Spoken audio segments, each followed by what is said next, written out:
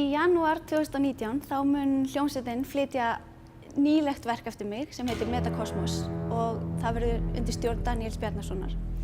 Og Metakosmos var skrifað fyrir symfóníuhljómsveit í New York Philharmonic og var frumflutt þar undir stjórn Esa-Pekka Salonen í apríl 2018.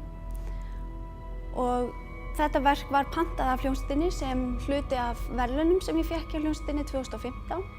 Sem heita Kravis Emerging Composer Prize. Þegar verkið var frumflutt í New York þá var ótrúlega magnað að vinna með Esa-Pekka Salonen. Ég hafði unnið með honum nokkrum sinnum áður og hann þekkir tónlistina mína vel og hann er tónskáld sjálfur og það er ótrúlega flott og gott að hafa tónskáld til að stjórna frumflutningi á nýju verki og auðvitað algjörlega frábær stjórnandi.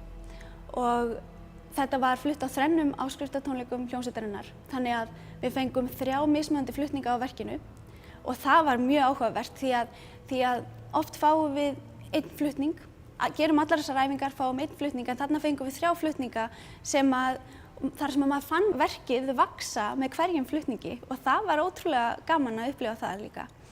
Og hljómsveitin er mjög kraftmikil og verkið innblásið af þeirri hljómsveit enda skrifa fyrir hana og það var bara ótrúleg upplifun að vera þarna, vinna með hljómsveitinni, vinna með Esa-Pekka og öllum sem að þessu komu.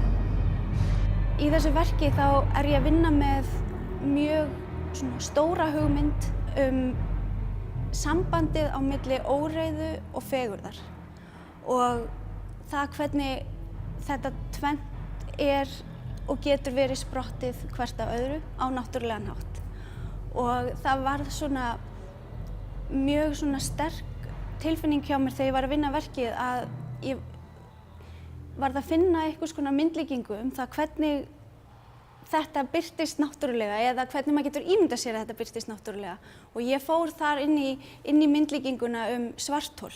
Það er að segja að ímynda sér eins og maður væri dregin að afli sem maður hefur enga stjórn yfir og þetta er kannski mjög hratt að segja frá þessu, þetta er svo stór hugmynd og hún var svo mikil og verkið er svo stutt en af því að þetta er myndlíking að þá tengist þetta manneskjunni og tengist inn á miklu persónulegri hluti og mannlega tilvist en myndlíkingin svarthol er mjög áhugaverð og það er mjög gaman að vinna með það sem innblástur. Maður smýgur með, maður tosast inn og maður hefur ekkert vald og maður verður að fljóta með og vona að maður lendi hinum megin annars staðar á góðum stað en svo kemur það í ljós.